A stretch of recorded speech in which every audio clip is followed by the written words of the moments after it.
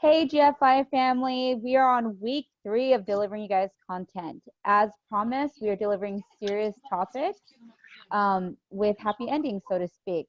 So right now we are talking about domestic violence, and I was very serious about giving people a platform to speak about their domestic violence experience and what they've gone through.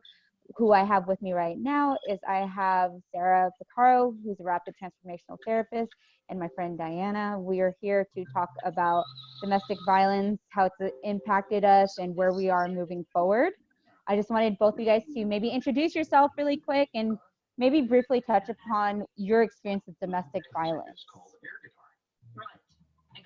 Diana, do you want to go first? Sure.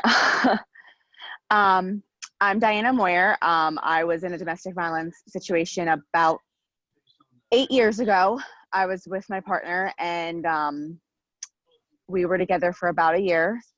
And when I decided that enough was enough and I was going to leave, he actually kidnapped me and my child and held us for 24 hours and continued to beat me. Thankfully, I was able to get away. The sad thing is that when we went to court, he got 12 months probation with anger management classes. That's all he got for kidnapping and beating me for 24 hours. Thankfully I was able to, I got away. Me and my kid are safe, and I'm in a healthy relationship now, but it's been 8 years and I still have flashbacks, and I still deal with PTSD, and I still deal with a lot of the things that stem from my time in the domestic relationship. Thank you for sharing. That's incredibly tough, and I'm glad that you're on here to be so open about such a serious topic, because there's a lot of stigmatisms when it comes to domestic violence. And I think it's important for everybody to understand it's not as easy as walking away, so to speak. And that was a really good example of that. Sarah, did you want to go next? Yeah, for sure. So I've been in really toxic and unhealthy relationships for the past, not anymore, but for the past 15 years. I was in a marriage, never amounted to any kind of physical violence in that. It did start to go that way. The second relationship I was in, I jumped right out of that marriage into another one. And this person, was military experienced, so had a lot of very, I deal with people trying to heal and recover from having been in narcissistic relationships now. Nothing to the point that Diana had experienced, but definitely lots of verbal, emotional abuse. And a lot of those are intertwined when you're experiencing a relationship that has physical abuse. It often it builds up. So there were a couple points in the relationship where it got to like pushing and shoving, but my particular experience with my partner had too much to lose. And has worked with like federal firearms and government and stuff. So he knew he had too much to lose if it escalated to that. But still, the mental emotional abuse was certainly there. I think the physical would have been if he wouldn't have had lost so much having gone down that road. But either way, it's such an intertwined web of recovering from that and getting to the place where you learn about what took you there in the first place. Well, thank you for sharing that. And we're going to get to what you do now in a second. I wanted to share really quick. I'm Stephanie. My soon-to-be ex-husband and I had a very long-standing toxic relationship for 10 years. Everything was always my fault.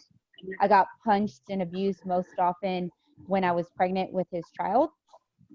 And he wanted to leave the relationship. And the last time, right before I made my final leap to leave, I remember telling him, I've packed my stuff, I'm quietly gonna leave. That's it. And he decided to take it upon himself to rape me and said he was actually enjoying doing it to me. And that really, it took me, after he did that, it took me 3 more weeks to leave the situation completely. And it had to escalate and blow up because my self-esteem had hit an all-high low. And, months later, I'm still dealing with the backlash. I'm still dealing with people saying he's a great guy, he's amazing, all this stuff. And I'm like, yeah, sure, it's different when you're not in a relationship with that person and seeing what happens behind closed doors. Of course you can be a good best friend, but once you get in a relationship, it's completely different. I've actually been afraid to talk about it openly, so I'm glad you're both joining me. One question I want to ask is, how have you both coped with this situation? Like, it's not something you can get over overnight. So what steps did you take to get to where you are now? In the beginning, I went, the court system had me go to a trauma therapist, which did help me, a lot of therapy. I also went with a lot with my church, my pastor, and I spoke about it. My biggest fear was that since he did not go to jail, and we did have a child together, that I was going to have to deal with it. And I did. For 2 years, I did have to still see him, and I did have to still, because I did have a child with him. Now, thankfully, now he did walk away, and I don't have to deal with him anymore, which I felt like was the biggest reason I was able to get forward. Was because now I was able to change my phone number. He has no contact. I do have a no contact order on him, though he has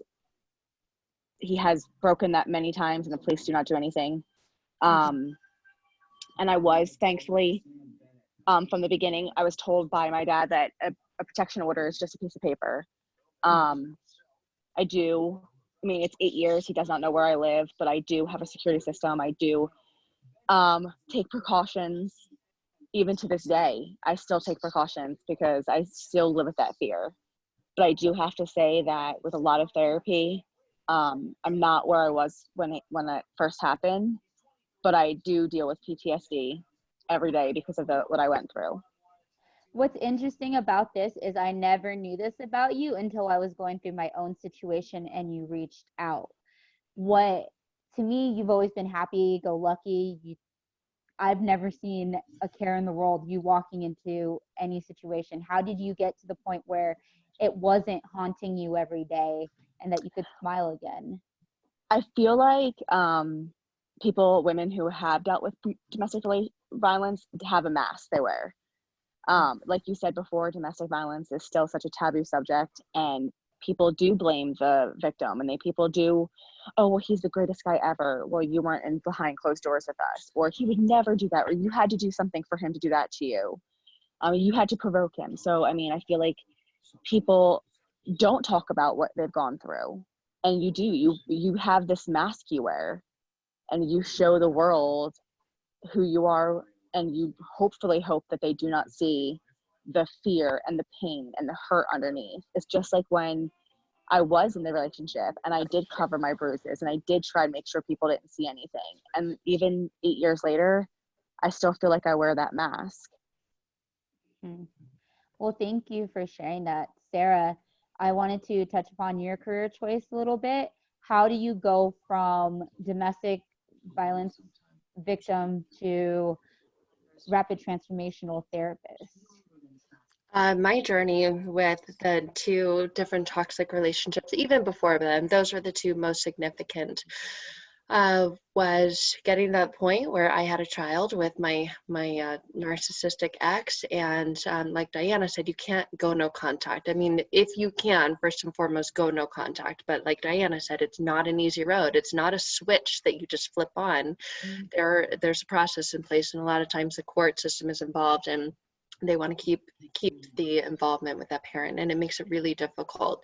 Mine was the experience of looking in the mirror and realizing the life that I wanted and the life that I had were completely separate, and then now having this child, the life that I wanted for her, and realizing that I needed to heal myself. So like Diana spoke to, different modalities of therapy, and that's what led to the modality of therapy that I now utilize with my clients, is rapid transformational therapy. Because a lot of, it is important to surround yourself with a support system. Because you do become isolated and you do feel alone, and that's what causes you to wear that mask, to seem to have it together. Because if there's children involved, you kind of have to keep yourself in that position where you can move forward. But then when you really get to that point of healing, so rapid transformational therapy really goes into the subconscious patterns, beliefs, and thoughts that we have to find ourselves in a relationship that have those qualities in the first place, to get to the root cause of why we feel like it's, an abandonment is inevitable, that we're unlovable at our core. So it really goes to the past experiences that you had and really connects you to the beliefs that you've established so that you can break those, because those are chains that are connected there. So breaking those habits and patterns, it's difficult. Like sometimes with regular talk therapy, you're working with what you remember consciously and what you experienced, but you're not getting to the belief that you have about yourself that caused you to be in that type of experience anyway. So that's what rapid transformational therapy is. And where I got to that point where I needed to figure out the answer to the question of how did I get into this type of relationship and in this position, and why. And a lot of that was just diving into my subconscious and those beliefs that I had. But that was the route. Well, I appreciate that. And for anybody who wants more information from Sarah, as we finish this, I'll leave her rapid transformational therapy information in the comments, so to speak, because I feel like it's really beneficial for people who are in that mindset to take that on. And I think she's really proficient. She's kind of dived a little bit into what my issues stem from. And I think it's amazing to actually get to the root of the healing. Something that I want to talk about that most people don't realize is a thing is the term trauma bond. So a trauma bond, so to speak, and Sarah, you can correct me if I'm saying this wrong, is when your abuser kind of conditions you to take the abuse and your mindset is completely changed. A lot of people associate it with Stockholm syndrome as well. What the biggest question I have for both of you is, how did you guys break that trauma bond? Because that is the biggest step and the biggest hurdle of getting over that type of relationship. Yeah.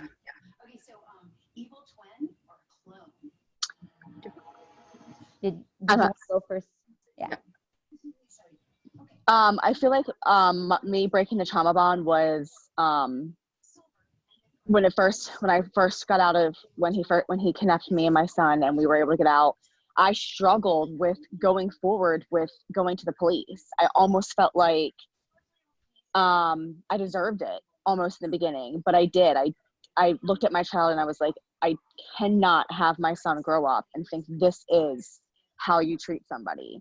I cannot have my child remember this, and I cannot have my children think that this is how it is in the world. So I did.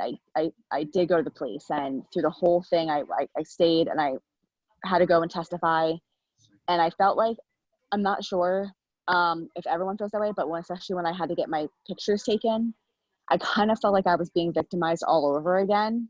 Yes. It was a huge thing to have to be vulnerable again, to have them take the pictures and to measure everything, and then of course seeing it again. A lot of therapy. I have to say that the trauma therapy that I had to go through afterwards was amazing.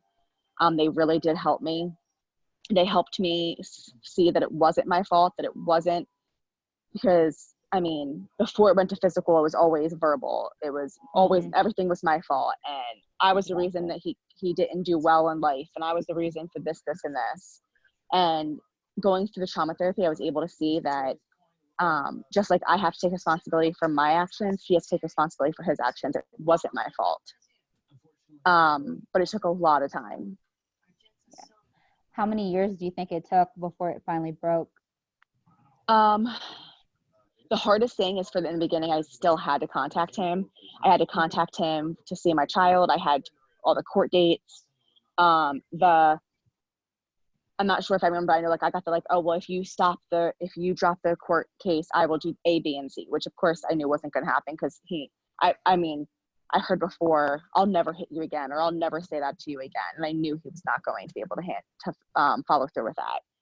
I have to say that, and also going through the thing, like when I moved on and got married, it escalated. Even though we weren't together anymore, the text messages and the phone calls escalated, and the threats and everything escalated. But I have to say that when he lost all rights to our child, I was finally able to close that book. I mean, it took forever, but that was what caused it for me. I was able to change my phone number. I was able to make it where he can't contact me because he has no way to contact me.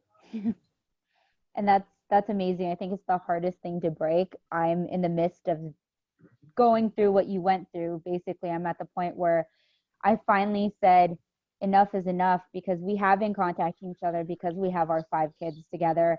And in that contact, I've tried to, you know, talk as if I'm talking to a reasonable person, and people are like, you can't do that because nothing he says is going to ever be reasonable. I tried to be like, well, what's your financial situation? I don't want a hardship on you. And it was always, I'm not telling you anything about my life, but you need to tell me everything about yours, or I'm going to hit you in the face, or you better shut up because I don't want to hear what you're saying. So I finally, about 2 weeks ago, I was like, you know what? I've had enough.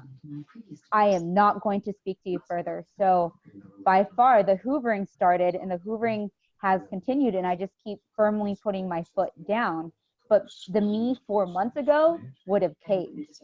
The me now is like, no, I have boundaries and you need to respect them. So I am not yet to the point where I've broken the trauma bond completely. There are still times where like, well, that was completely my fault, or I could see why he'd be blaming me for that. But I am hoping to get there. And Sarah, what about you? How long did it take you to break the trauma bond, and where are you at right now? Yeah, I mean, we got to the point in a relationship with my ex where it did start to show those physical signs, and we had already had my daughter at that point, and she was old enough to not know what was happening, but to be affected by it. She would see and hear this interaction between us, and then just start screaming, crying, covering her face. And so that's the point that I put my foot down. He lived in my house, and so I told him, get the fuck out of my house, like, I'm done. He was already out binge drinking and not coming home very often at that point already, but then it started to get physical, and it was just an accident. It was like, you know, pushing by me as like in the hallway to go from like the dining room to the kitchen. Oh, sorry. Yep. And like shoving me into like the corner of the you know, the kitchen, the countertop. And like so it wasn't an accident, it wasn't sorry, but it was these seeming like little things like that. But the trauma bonding is where you do start to stick up for the abuser, and you do, in that mask that you wear, that you're strong and you can make it through this. You say things like, maybe it wasn't that bad, and maybe I did deserve it, or if only I hadn't, you know, because they say, well, if you wouldn't, you know, talk to me like that, you have such a fucking attitude all the time. And you think, well, Exactly. okay, they're right. Maybe if I didn't have an attitude, then he wouldn't have done that. And so you start to like apologize for like, well, it was my fault. But the way that I started to connect it was just to really get to the root cause of why because they take away your confidence, your belief in yourself, your self-worth. Like, those are the things that they take away, so that you rely on them for confidence, for your self-worth. And that if you do things the right way, or the way that they tell you to, then you're a good person. And so it's this, like, that's the bond. It's not a one-way street. It's like this nasty entangled web. So you're right, it's not something that's broken overnight. You can't just take a saw, and it takes effort to cut through that. But for me, it was really when I started diving into RTT sessions myself, to say, why was I so connected to this person? Like, what is it about me that's accepting this behavior and saying it's okay? Logically, I know it's not, but there was something about the bond that I was still allowing myself and putting myself in that position for him to treat me that way. So really, when I tapped into those subconscious beliefs that I had, like, deep down, I felt that, you know, love was not available to me because my parents were divorced when I was younger. So when I started making those connections to my past, like, well, that's the way my dad treated my mom. So that's just the way relationships are. And no relationship's perfect. So when I started connecting to these thoughts and beliefs that I had, is really when I almost see like this change just started like popping out and just connecting. And there's still sometimes there with the hoovering that he'll do something nice, like in this whole coronavirus thing, in the exchange of our kid, he bought me like a bunch of paper towels and toilet paper and baby wipes, and was like, here you go, let me know if you need more.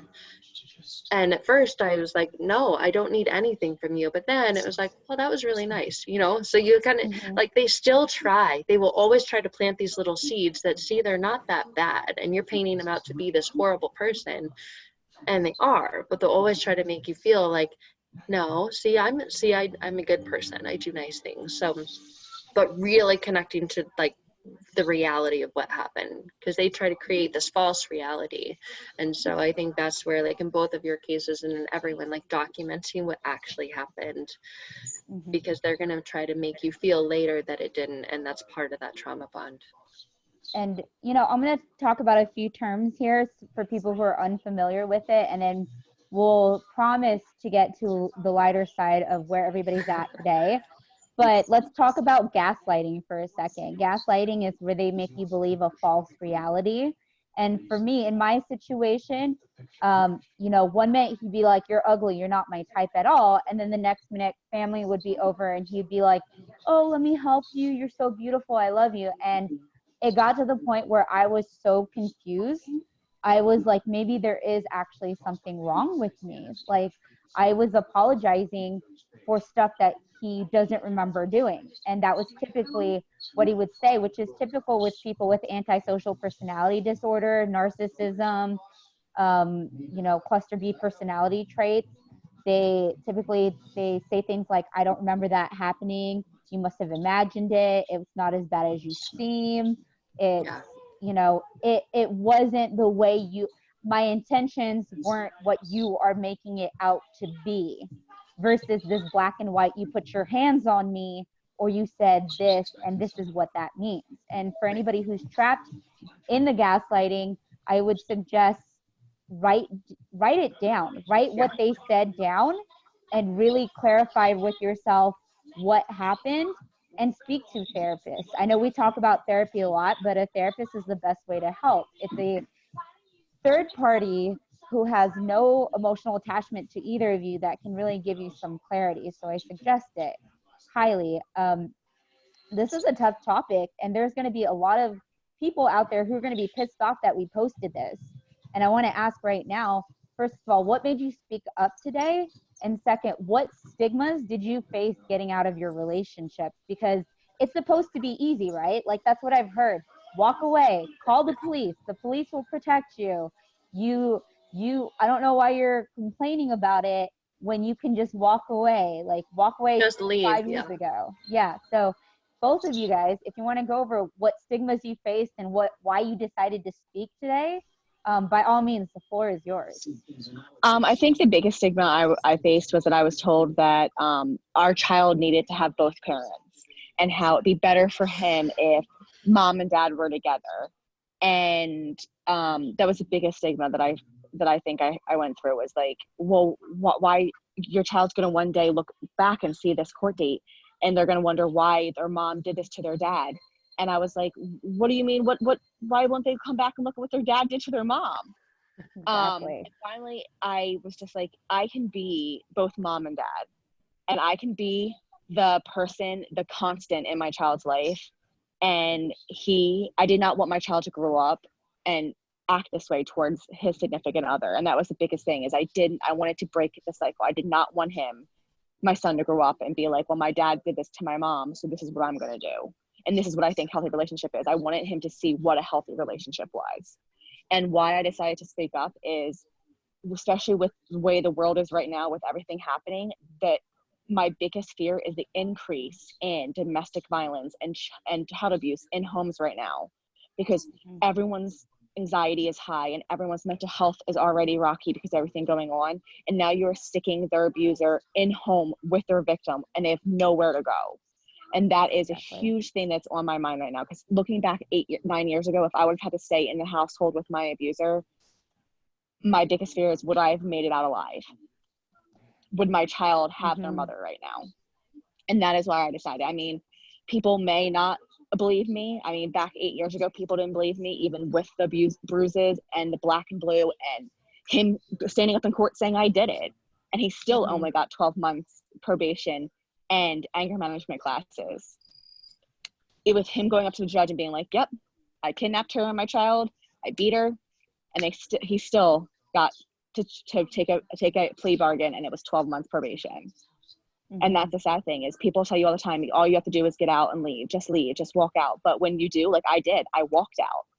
I was gone. I mean, me and my son were living somewhere else, and he still was able to kidnap me and my son and hold me for 24 hours and abuse me. Yeah.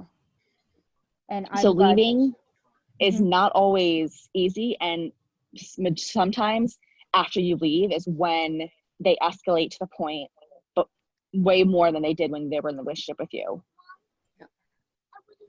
Yeah, I think that leaving is the most dangerous time from what I've heard. I mean, I won't go into too many details because my situation is still transpiring, so to speak, but I concur with everything you say. The police, everybody, they're only tied to so much, and they have the burden of proof. Like they have to be able to prove he did it. They have to be able to prove intention, and then it's still up to judges as to how long they're going to get. And that's the situation we're facing right now. It's, you know, I did what the Navy asked of me to do in order to get the information that they needed. And then the justice system is so dragged out. We haven't even hit the trial yet. We haven't hit any of those pieces yet. And I live in that fear. I live in that anxiety. Well, is it just going to be any day now that he's just going to snap and come back? Or has he healed? But then people are like, no, he's definitely not healed. He's definitely not there yet. And I'm like, you know, my mind plays these tricks on me, like what's going to happen every day. And I'm working that out. But to get clarity for everybody who's stuck in those situations, the ladies that you're speaking to here in this forum, we're all out of our situations. I concur with Diana when she says there are women living with their abusers through this COVID epidemic. And I urge people in Congress, I urge people in the news to report about it and to do something about it. Pull people out of those situations, expedite court dates faster, and please, please, please do something for the sake of the children, the women and the men who face DV every day. Because the thing we don't talk about is men actually face domestic violence too. And it's a very— And they don't speak up because of the stigma, especially with male domestic violence victims. Male victims definitely do not speak up because of the stigma. And they blame themselves too. Like I have a dear friend who's in a situation like that, and I tell them all the time, like, you didn't do anything wrong. But they're like, well, I just don't want to hit her. I just wasn't raised that way. I'm not going to do anything back. And I'm like, you don't have to do anything back, but you should be able to stand up and be like, this isn't happening anymore. Stop it. You know, and that's why I wanted to do this and to give people a forum in GFI, because I wanted people a chance to give them a chance to talk about it. I also wanted people to give people an opportunity to get out. And by getting income, you can get out. That's always the first step, is getting the income to leave. And so for those who don't know it, and I've reiterated this many times, if you're a domestic violence abuse victim, you automatically have a job with GFI. You can be a brand ambassador. We've got customer service jobs. I will give you something to do. And really, it's no questions asked. If you need work, I'm going to put you to work. And I will leave my email and a bunch of domestic violence links after this conversation. Sarah, I wanted to hear from you. What was the biggest stigmas you faced? How did you overcome it? Why did you speak up today? Yeah, and I'm so glad that you spoke to the financial aspect of it, because that's where I was specifically 100% financially dependent on him, because he had the whole future faking thing of like, oh, we're going to get married, we're going to have a family together, and exactly what Diana spoke to too, that, you know, I was the one wanting out of the situation and the relationship for myself and my child, because I finally started to see. But then it was, well, you want your look how fucked up you are, like you want your daughter to grow up in that, like from a broken home, and I was the one breaking the home. I was the one setting her off on this course that he was labeling was like the wrong or bad thing to do, and it was my fault. And still to this day, he'll triangulate her and say, oh, look, your mom's, I invited your mom over, and she knows she's welcome anytime. So then my daughter is like, mommy, come over. But in the beginning, it was the financial component. I was 100% financially dependent on him. And so I knew I needed to put myself in a position where I could become financially independent instead of relying on him at all. Stephanie, you froze a little bit, but Do you then see when me I would now? tell people, yeah, okay, there we go. Okay, When I would perfect. tell people about what was going on, they would simply say, well, Sarah, just leave. Like, F him, F that. Like, you're better than that. And unless you've been in the position where you have mentally been through that, you can't just leave. Like, if you could, you would, because you logically know what's happening is not okay, but you're so intertwined. There's the gaslighting, the love bombing, the trauma bonding, like all of that's going on and is affecting your mental state. So you can't just leave. And then financially, knew that I had to put myself on a path that I didn't need him financially, and create that support system, and had to like move in with my mom in the beginning to have someone there, just so he couldn't come around, because that same thing was kind of always looking around, like, is what's he going to do, right? Because as Diana spoke to, if they're a narcissist or cluster B, they get that rage, that narcissistic rage, where it is actually scarier to leave. So you have to have documentation, you have to have other people involved. You can't just leave on your own, because it's so easy to get sucked back in. And sometimes it's just for financial reasons. Speaking up today is because there are too many people that are staying quiet about it, too many people that feel alone, that feel like there is no way out, that feel like it, they're just, it is what it is, and it's not. Like, there is a light at the end of the tunnel, and if we keep quiet, then we're not helping anyone else who's going through that right now. And just like Diana mentioned, specifically right now with what's going on, it's increasing, not just the domestic violence, but the, you know, the child abuse as well, because we're all stuck with these people, or some people are stuck in this place where they can't leave because financial reasons. So getting yourself set up with a support system financially, and that's amazing what you're doing to help these people who are in that, because that was first and foremost for me, was financial freedom from him. I will be really transparent. Before you two ladies had reached out to me, I felt completely alone. I felt like I had made a million mistakes. I felt like I wasn't doing anything right. I felt like, wow, did I really just ruin my kid's life? Everything I faced was hard. I'm still facing hardships. And it got to the point where my biggest stigmatisms was, he would never do that to you. You overreacted. He's such a great guy. Was it really that bad all the time? And there are two sides to every story. Yeah, I'm sure there's always two sides to every story.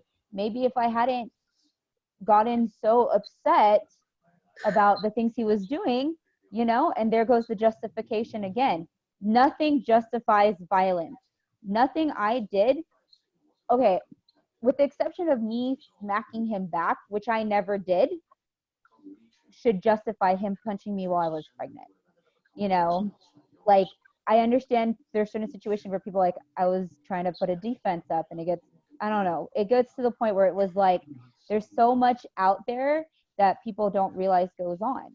And I had to say, look, I didn't deserve that. And that was the hardest part. I didn't deserve that. I am about to go into a therapy session after this, so she can tell me, tell yourself you didn't deserve that. Because for the longest time, I had thought, well, if I hadn't yelled at him, or if I didn't tell him how I was feeling, I would have never got punched. Or it only happened once or twice, and he promised he was going to change. But look, 10 years later, it was still happening and nothing changed. And the thing that people don't understand, people think I'm doing this out to get him, and that's a great stigma there, is they're like, you're doing this to get revenge on him. You're doing this to be mean. I'm not. I'm doing it to have awareness, and so people understand there's a problem.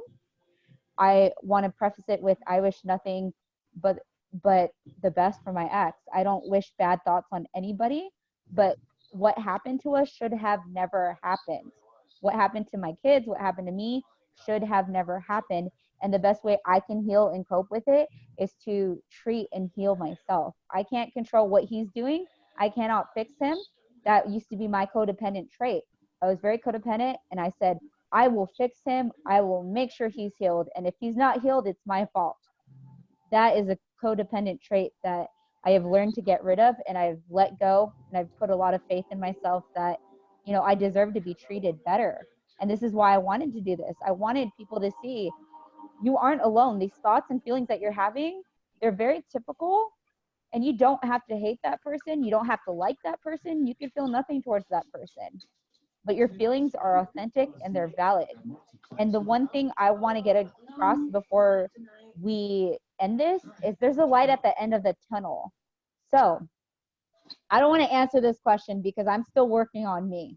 But for you two lovely ladies, and Sarah, you can start if you want, what is that light at the end of the tunnel, and how did you finally start to relax and be like, I'm a person again. I am Sarah again. I'm Diana again. How did you get there? Well, a lot of the clients that I work with, when I ask, what is it that you want? They are not this person that they've become. You also, they feel like, well, am I the narcissist? Am I like the violent person? Because you start to take on these traits, but it's a reactive response. So you start to feel that way. So to get to the place where you simply know with unshakable conviction that you are enough. You are enough just as you are. It's not your fault. And really there's these beliefs like, yeah, I'm not deserving of this. And then there's that little voice in our mind, that chatter that says, yeah, but, and so it'll start to combat this. Well, yeah, but if you hadn't done this, to get rid of that voice and know with unshakable conviction, you're not perfect. Not a single person in this world is perfect. So you're not perfect, they're not perfect, but you are enough. And not have that, yeah, but voice in your mind, just I am who I am and I am enough. And to get rid of all those thoughts and beliefs that counteract that core belief that you are enough, that you are worthy and deserving of love simply because you exist. And violence is not love, it's abuse. And that love and abuse, they're not one and the same. They're completely separate. And so often people will make them one and the same. You know, he cares about me, so he did this. But when you get to the root cause of eliminating all that and you simply know that you are enough exactly as you are, that's what I want people to walk away with. Which is, that's great, because actually through my trauma therapy, that was something that they had me write on my mirror. They had me write on any of my journals was, you are enough. I'm enough just the way I am. I am who I am. And I want to say the biggest thing was I started slowly seeing the Diana I was before I got with him. And I was actually able to enjoy things that I didn't find joy in any before. I'm a photographer, and I was able to pick up my camera again and actually see the joy in the pictures I've taken before. I was always very critical about myself. And I think I was able to find love again. I actually was able to find love that wasn't abuse. It was true. It was real love, where it is, I'm not afraid I'm going to be hurt. I'm not afraid my kids were going to be hurt. And that I am happy that my son does have a role model that he can look up to, and I don't have that fear that he's going to continue the cycle. But the biggest thing was my trauma therapist told me over and over again that I am enough. And she kept saying that eventually I would not learn, but I would say it and actually mean it. And I did. Yeah, your mind would let it in instead of saying, yeah, but your mind just lets it in. Yeah.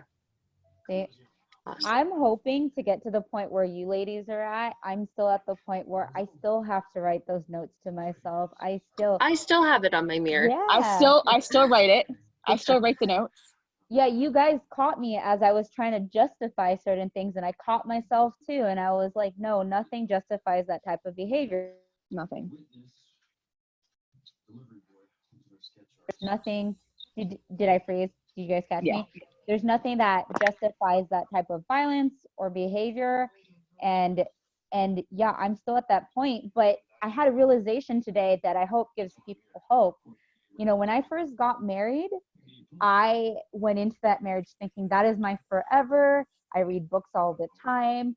50 years later, we're going to be sitting on the porch with our grandkids. That was my vision. So when things started to fall apart, I remember telling him, like right before he left, I was like, you crushed my soul. Like, I don't know how to function anymore. I can't. And he's like, well, that's because, you know, I love you, and you just need to realize that I love you, and I'm the only person who's ever going to love you. And those negative thoughts started implanting in my head. But now I'm at the point where he's been gone so long, I can cook again. I was burning muffins, and I'm a phenomenal cook. Like, honestly, I will toot my own horn when it comes to cooking, but when he was around, I was burning muffins, and now the kids are like, yay, it's bake day again. And I started drawing again. I stopped because art was always his thing. He was a great artist, so I would show him my artwork, and maybe it wasn't as good, but I still liked it. And he'd be like, well, did you trace that? Did you do that? I'm like, no, I drew it. And it was just so much criticism that I stopped drawing for like 8 years. And here I am drawing Disney characters again and designing clothes, and it feels good. And today I realized I still want that relationship. I still want to go after that person I'm going to be sitting on a porch with 50 years later. Maybe I'm not actively looking, but that little piece of hope is getting me through my day. And it makes me realize there is a life after this. And I hope everybody realizes you can survive a domestic violence situation and walk away yourself again, but you will be much stronger. And that's what I want people to get away from this message. Some things I wanted to tell both of you ladies before we wrap up. We're actually opening up a domestic violence line through GFI, so that way the proceeds of that domestic violence line can go towards shelter and therapies. And that's where we're at as far as where we're moving forward with. Just wanted to get your feedback and any closing thoughts before we wrap this up. Go ahead.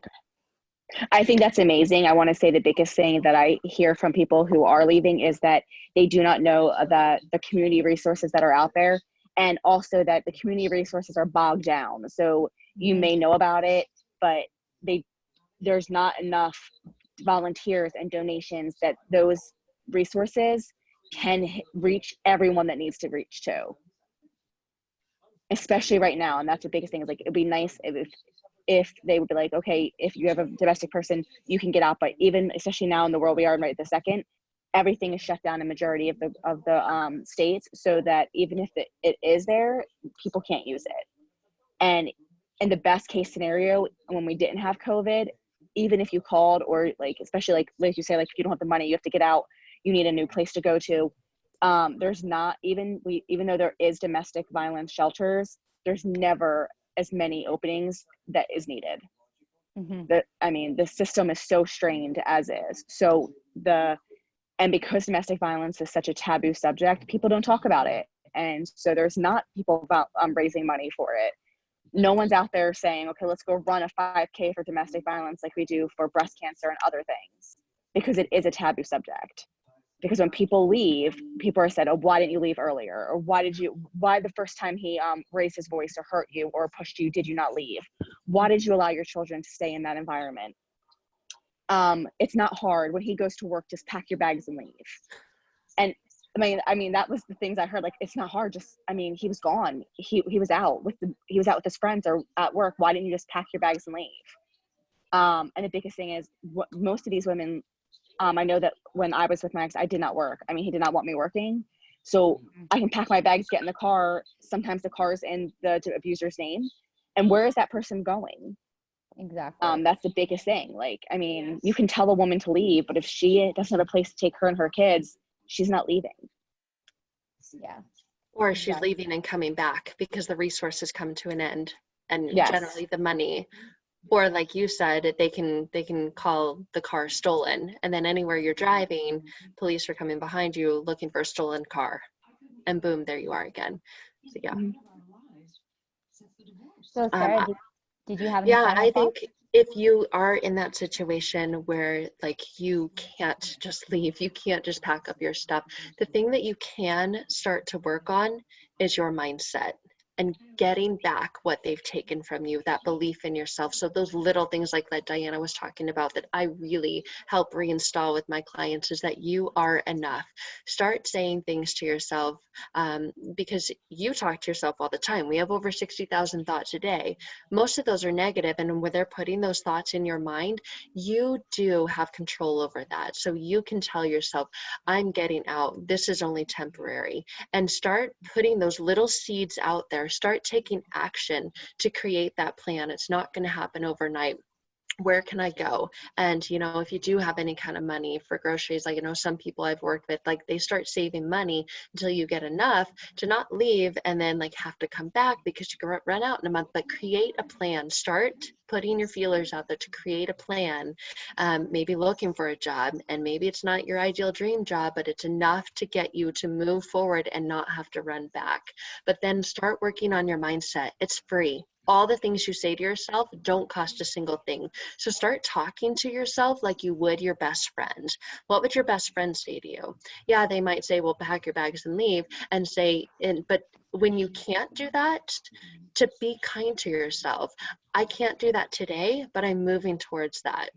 And start taking the small action items that you can, but really start with your mindset, telling yourself, I am enough, I am enough. I'm planning on moving towards getting us out. And even if it's just a small win every day, because sometimes all you want to do is lay in bed and cry because you feel so stuck. But to get yourself up and to make one thing, like maybe I'm going to make one phone call today, or maybe I've been hiding and nobody knows what's going on. I'm going to reach out to someone and tell them what's going on and say, what advice do you have? And maybe they have something that you need, like a place to stay for a week or two or a month, or maybe they don't, but they know somebody who does. So because the shelters are so bogged down, start opening up, like start taking that mask that you're okay off and showing people the real you, telling them what you're really going through, in a way that's going to keep you safe. You know, don't start making it about the abuser, but saying, I need help. Because sometimes we're so caught up in like being dependent on the abuser that we stay stuck. So really start knowing your worth and telling yourself nice things, that you are enough, treating yourself like a best friend would treat you and not like the abuser treats you, and being open to receiving for help, and being open to saying that you need to receive it, because there are people out there who are willing to give if they know that you need to receive. You know, I want to thank both of you ladies for joining us for this roundtable discussion. It's the first of its kind, but I hope it's not the last. I want to give people a platform to share their story. And again, it's not about the abuser. It's about the healing process. It's about recovery. And it's about understanding that none of you are alone. Some other additional things I wanted to state out there. GFI is a big family environment. We care about every one of our customers. We care about us as a team. If you email any one of my teammates, whether it's Joelle at gfiapparel.com, she is our office manager, or me, Stephanie at GFI Apparel, April at GFI Apparel, or Layla at GFI Apparel. We've got a big team here. If you say, I need domestic violence resources, without questions asked, we will shoot you those resources. We will shoot you motivational quotes. Whatever you need to get through your day, you are not alone in this, and you will never be alone in this. Sorry, I was getting a little bit emotional there, but this is what I want to leave in this situation. It's what I can do in the moment, and I hope that can help somebody, and I hope that people watching see Diana's story, and they see Sarah's story, and they see my story, and they don't remember the abuser, but they remember how we got through it and how we came forward as stronger individuals. So again, thank you guys for joining us, and we'll catch you all next time. All right. Awesome. Thank you, Stephanie. Bye. Bye. Thank you.